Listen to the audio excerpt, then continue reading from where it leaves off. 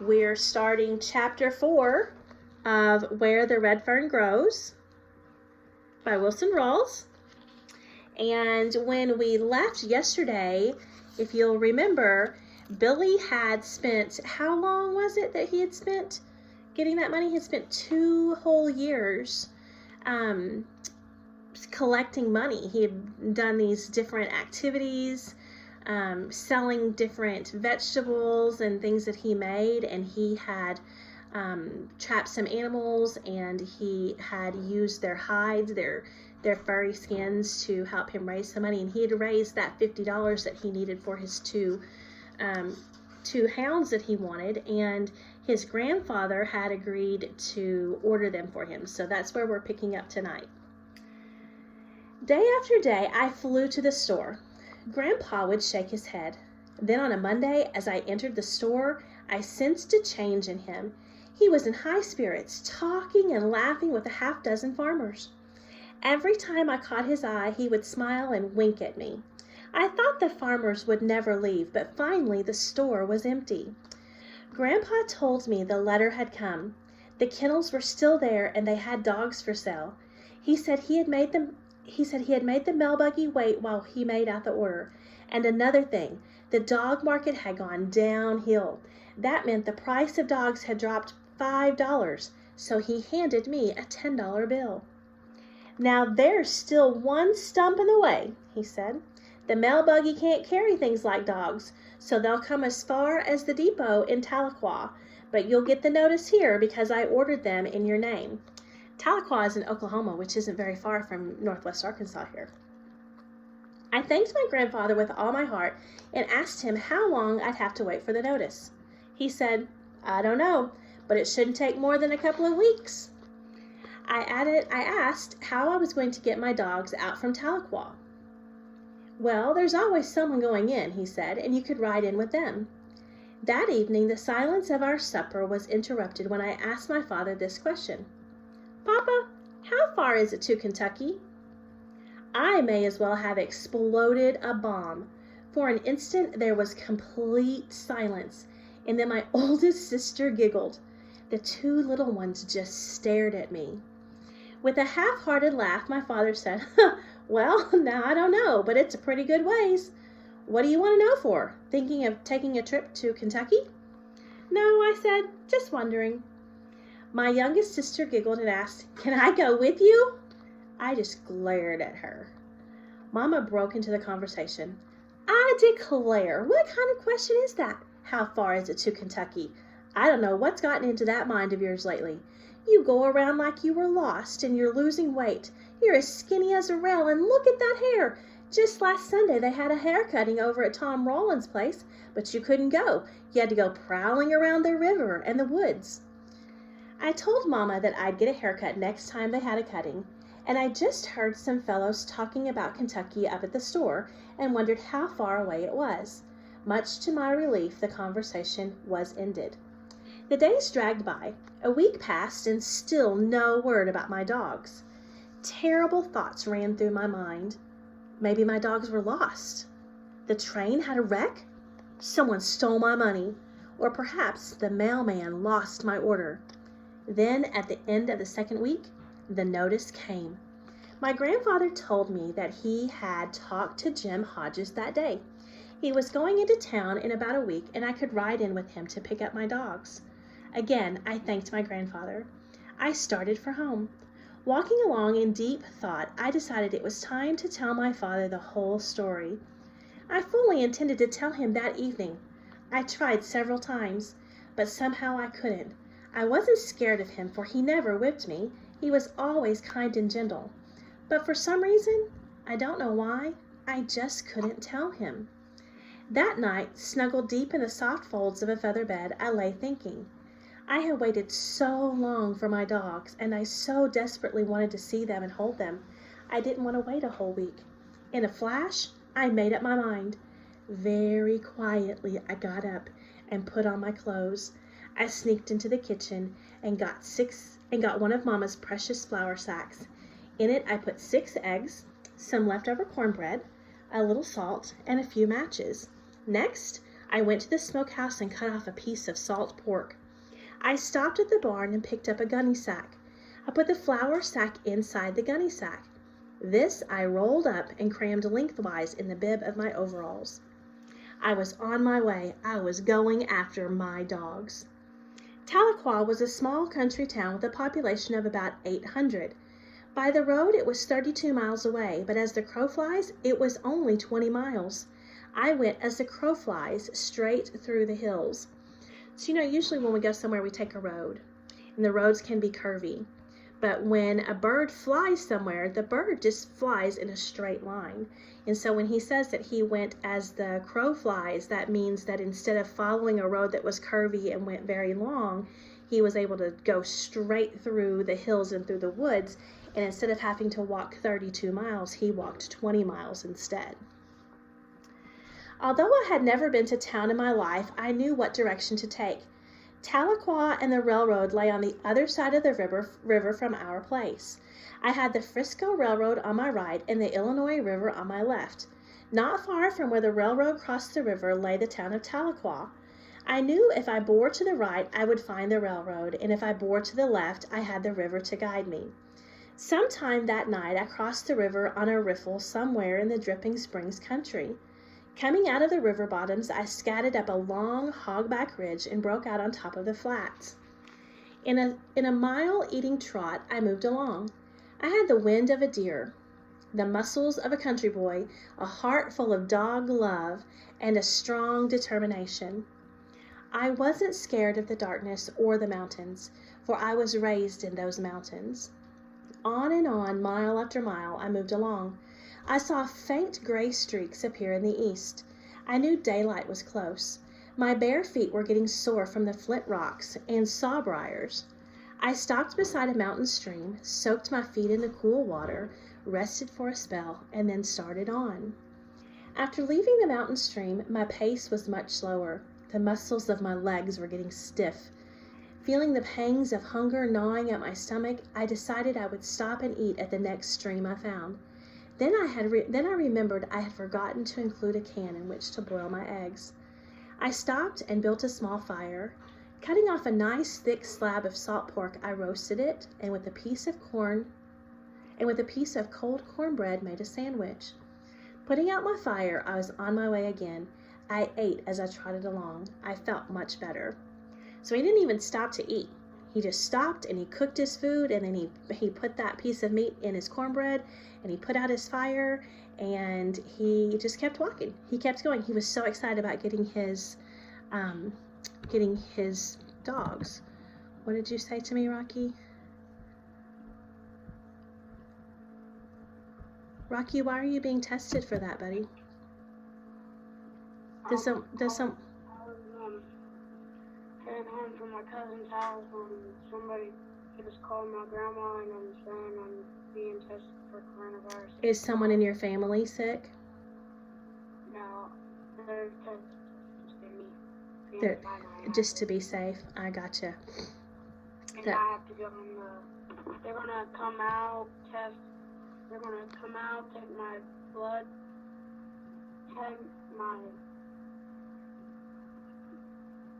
they're gonna come out, do like what they usually do, and they're gonna take me inside.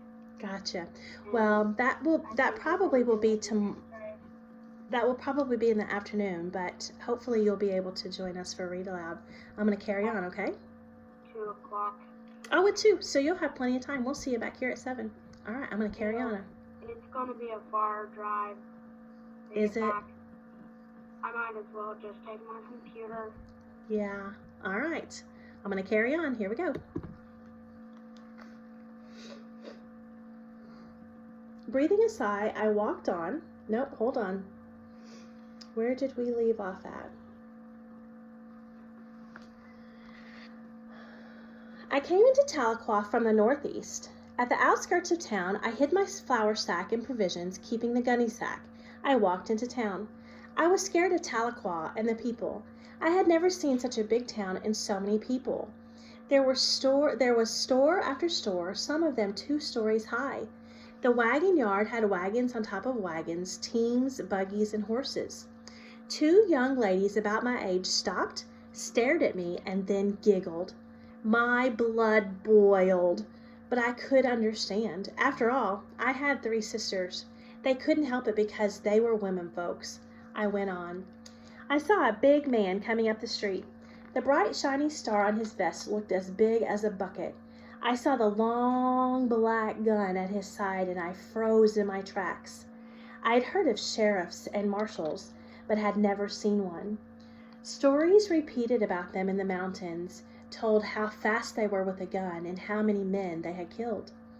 The closer he came, the more frightened I got. I knew it was the end for me.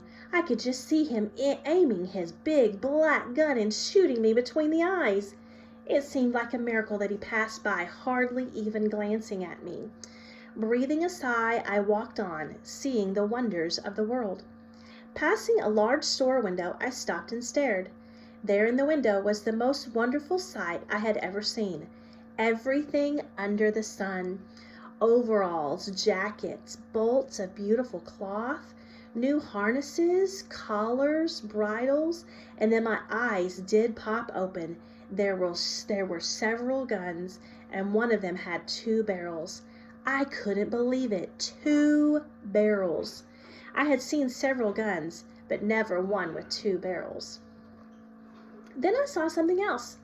The sun was just right, and the plate glass was a perfect mirror. I saw the full reflection of myself for the first time in my entire life. So Billy's 11 years old, and he's never seen himself in a mirror. And so he's gone to Tahlequah, and as he's walking down the street, he sees his reflection in a glass window. And I think that this is when he realizes that's why the girls were laughing at him a few minutes ago, because he probably looked very interesting. I could see that I did look a little odd. My straw-colored hair was long and shaggy. It was bushed out like a corn tassel that had been hit by a wind. I tried to smooth it down with my hands. This helped some, but not much. What it needed was a good combing, and I had no comb. My overalls were patched and faded, but they were clean. My shirt had pulled out. I tucked it back in. I took one look at my bare feet and winced. They were as brown as dead sycamore leaves. The spiderweb pattern of raw red scratches looked odd in the saddle brown skin, I thought. Well, I won't have to pick any more blackberries, and the scratches will soon go away. Because remember, he was picking blackberries so that he could pay for his pups. I pumped up one of my arms and thought, surely the muscle was going to pop right through my thin blue shirt. I stuck out my tongue. It was as red as pokeberry juice, and anything that color was supposed to be healthy. After making a few faces at myself, I put my thumbs in my ears and was making mule ears when 2 old women came by. So I think this is what he was doing when the old women saw him. I think he was doing this into the plate glass window. They stopped and stared at me, and I stared back. As they turned to go on their way, I heard one of them say something to the other. The words were hard to catch, but I did hear one word, wild. As I said before, they couldn't help it. They were women folks. As I turned to leave, my eyes again fell on the overalls and the bolts of cloth. I thought of my mother, father, and sisters. Here was an opportunity to make amends for leaving home without telling anyone. I entered the store. I bought a pair of overalls for Papa. After telling the storekeeper how big my mother and sisters were, I bought several yards of cloth. I also bought a large sack of candy. Glancing down at my bare feet, the storekeeper said, "I have some good shoes." I told him I didn't need any shoes. He asked if that would be all, and I nodded. He added up the bill. I handed him my $10. He gave me my change. After wrapping up the bundles, he helped me put them in my sack. Lifting it to my shoulder, I turned and left the store. Out on the street, I picked out a friendly-looking old man and asked him where the depot was. He told me to go down to the last street and turn right, go as far as I could, and I couldn't miss it. I thanked him, and I started on my way. Leaving the main part of town, I started up a long street through the residential section. I had never seen so many beautiful houses, and they were all different colors. The lawns were neat and clean and looked like green carpets. I saw a man pushing some kind of a mowing machine. I stopped to watch the whirling blades. He gawked at me, and I hurried on. I heard a lot of shouting and laughing ahead of me. Not wanting to miss anything, I walked a little faster. I saw what was making the noise. More birds than I had ever, nope, not birds, kids. More kids than I had ever seen were playing around a big red brick building. I thought some rich man lived there and was giving a party for his children. Walking up to the edge of the playground, I stopped to watch. The boys and girls were about my age and were as thick as flies around a sorghum mill. They were milling, running, and jumping. Teeter-totters and swings were loaded down with them. Everyone was laughing and having a big time. In my head, I have a mental picture of all of us at recess, when all of us are on the playground and there's so many boys and girls running and playing. I think that's what it probably looked like to Billy when he saw this going on in town. Over against the building, a large blue pipe ran up on an angle from the ground. A few feet from the top, there was a bend in it. The pipe seemed to go into the building. Boys were crawling into its dark mouth. I counted 9 of them. One boy stood about 6 feet from the opening with a stick in his hand, staring goggle-eyed. Trying to figure out what they were doing, I got a surprise. Out of the hollow pipe spurted a boy. He sailed through the air and lit on his feet. The boy with the stick marked the ground where he landed. All 9 of them came shooting out, one behind the other. As each boy landed, a new mark was scratched. They ganged around looking at the lines. There was a lot of loud talking, pointing, and arguing. Then all lines were erased and a new scorekeeper was picked out. The others crawled back into the pipe. I figured out how the game was played. After climbing to the top of the slide, the boys turned around and sat down. One at a time, they came flying out feet first. The one that shot out the furthest was the winner. I thought how wonderful it would be if I could slide down just one time. One boy, spying me standing on the corner, came over. Looking me up and down, he asked, "Did you go to school here?" I said, "School?" He said, "Sure, school. What do you think it was?" "Oh, no, I don't go to school here." "Do you go to Jefferson?" "No, I don't go there either." "Don't you go to school at all?" "Sure, I go to school." "Where?" "At home." "You go to school at home." I nodded. "What grade are you in?" I said I wasn't in any grade. Puzzled, he said, "You go to school at home and don't know what grade you're in? Who teaches you?" "My mother." "What does she teach you?" I said, "Reading, writing, and arithmetic, and I bet I'm just as good at it as you are." He asked, "Don't you have any shoes?" I said, "Sure, I have shoes." "Well, why aren't you wearing them?" "I don't wear shoes until it gets cold." He laughed and asked where I lived. I said, "Back in the hills." He said, "Oh, you're a hillbilly." He ran back to the mob. I saw him pointing at me and talking to several boys. They started my way, yelling, "Hillbilly, hillbilly." Just before they reached me, a bell started ringing. Turning, they ran to the front of the building, lined up in 2 long lines, and marching like little tin soldiers, disappeared inside the school. I heard a noise on my right. I didn't have to turn around to recognize what it was. Someone was using a hoe. I'd know that sound if I heard it on a dark night. It was a little old white-bearded woman working in a flower bed. Looking in at the long blue pipe, I thought, there's no one around. Maybe I could have one slide anyway. I eased over and looked up into the dark hollow. It looked scary, but I thought of all the other boys I had seen crawl into it. I could see the last mark on the ground, and I thought, I bet I can beat that. Laying my sack down, I started climbing up. The farther I went, the darker and more scary it got. Just as I reached the top, my feet slipped. Down I sailed, all the way down. I tried to grab onto something, but there was nothing to grab. I'm sure some great champions had slid out of that pipe, and no doubt more than one world record had been broken. But if someone had been there when I came out, I know the record I set would stand today in all its glory. Oh, here's Wilbur. Hold on.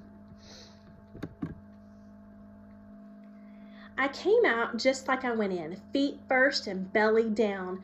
My legs were spread out like a bean shooter stalk. Arms flailing the air, I zoomed out and up. I seemed to hang suspended in air at the peak of my climb. I could see the hard-packed ground far below.